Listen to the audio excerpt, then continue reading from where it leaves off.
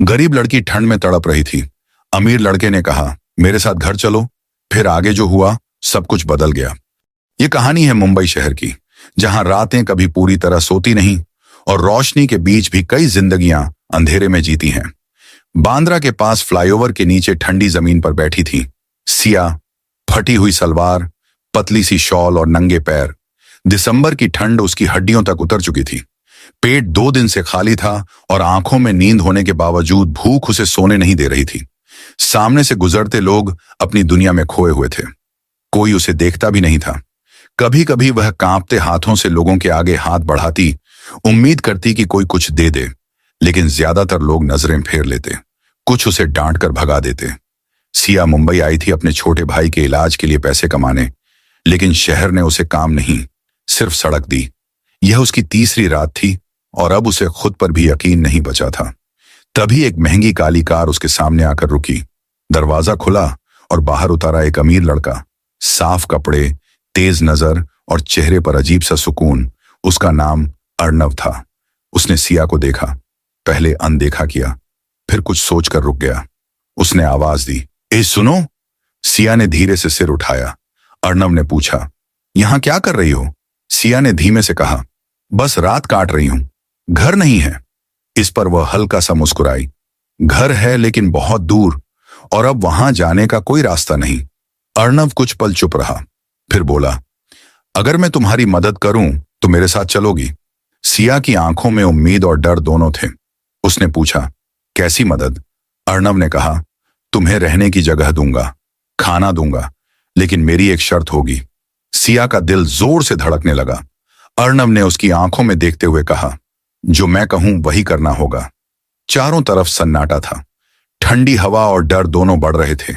सिया ने धीरे से पूछा, अगर मैं मना कर दूं तो? अर्णव ने कहा, तो मैं चला जाऊंगा और तुम यहीं रहोगी। वही ठंड, वही भूख। कुछ पल की खामोशी के बाद सिया ने सिर झुका लिया। ठीक है, मैं चलूंगी। उसकी आवाज में मजबूरी थी। अर्णव ने ड्राइवर से कहा, इसे बैठाओ। सिया कार में बैठी तो पहली बार उसे गर्मी महसूस हुई। उसकी आंखों से आंसू निकल आए। कार चल पड़ी और बाहर वही मुंबई थी, लेकिन सिया की जिंदगी अब बदलने वाली थी।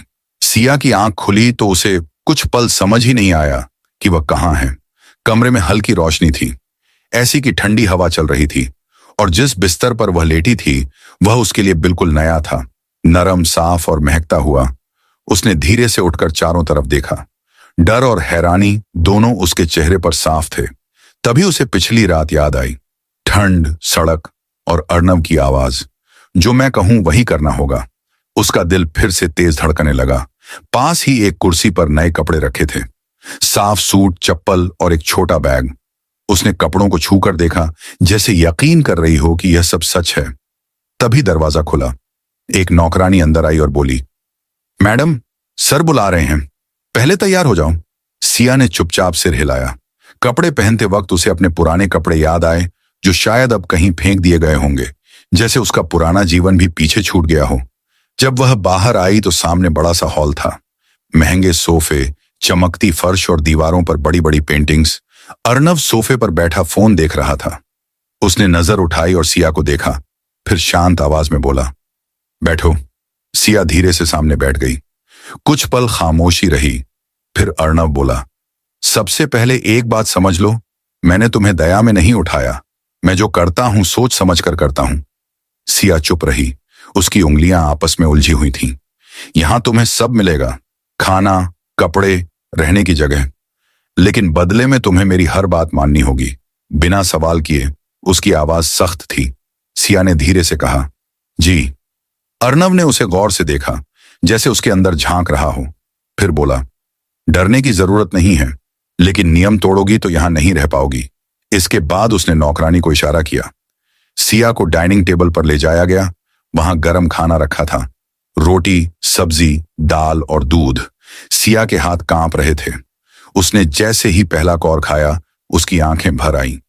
इतने दिनों बाद उसे पेट भर खाना मिला था।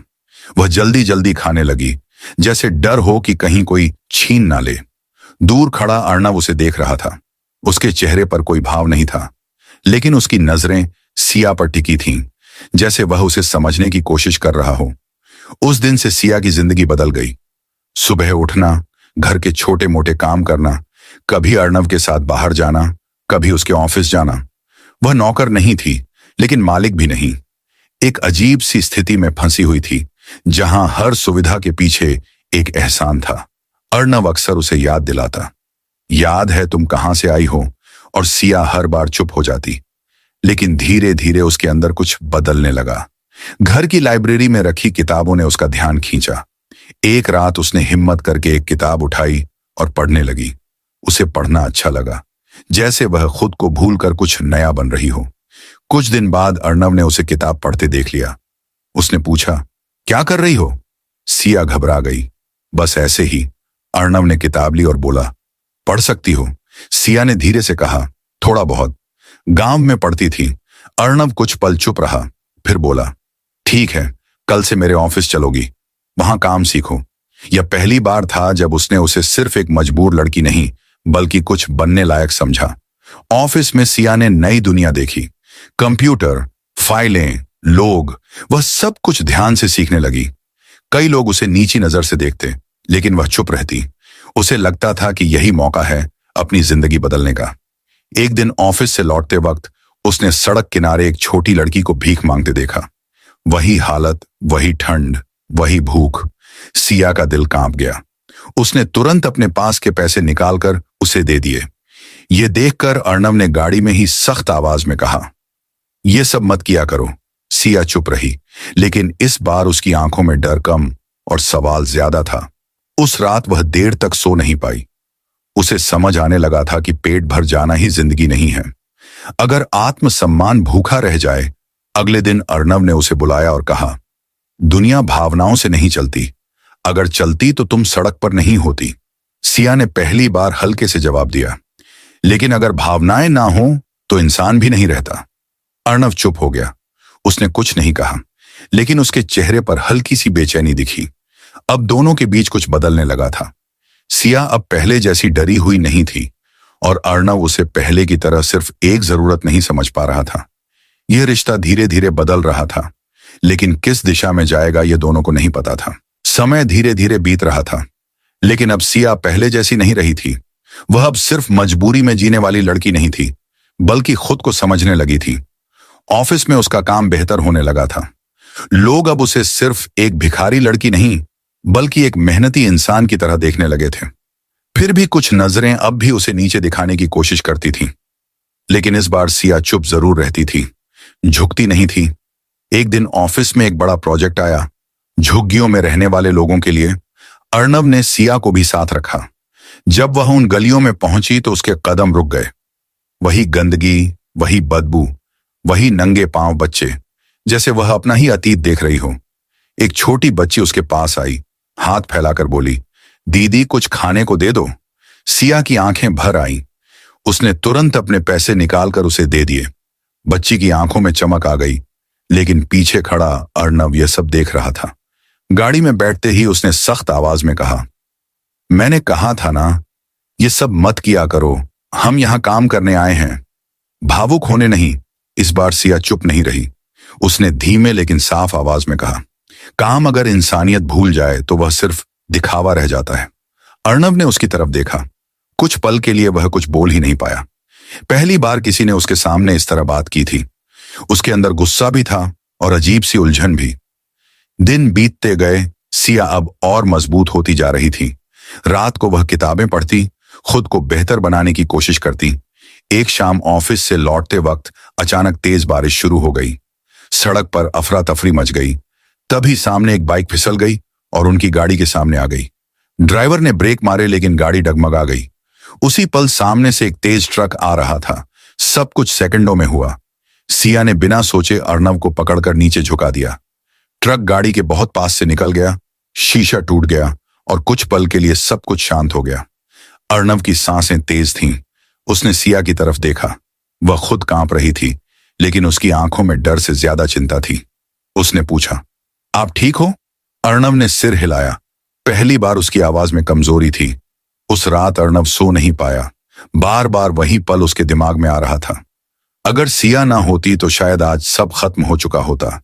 पहली बार उसने महसूस किया कि सिया सिर्फ एक एहसान नहीं बल्कि एक इंसान है जो बिना शर्त उसके लिए खड़ी हो सकती है। अगले दिन घर में एक बड़ी पार्टी थी। अर्नव के बिजनेस पार्टनर्स आए हुए थे। सब कुछ चमक रहा था, महंगे कपड़े, हंसी, शोर। अर्नव ने सिया से कहा, आज चुप रहना, ज्यादा बोलने की जरूरत नहीं। सिया ने सिर हिला दिया। पार्टी शुरू हुई, बातचीत चल रही थी। तभी किसी ने सिया की तरफ इशारा करके पूछा, यह कौन है?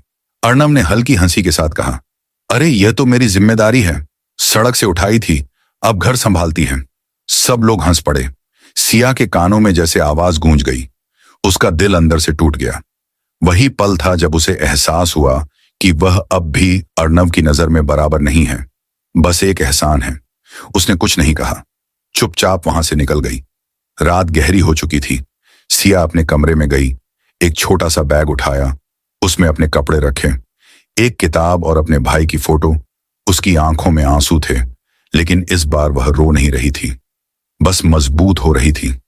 तभी पीछे से अर्नव की आवाज आई, कहां जा रही हो? सिया रुकी, पीछे मुड़ी। उसकी आंखों में दर्द था लेकिन डर नहीं।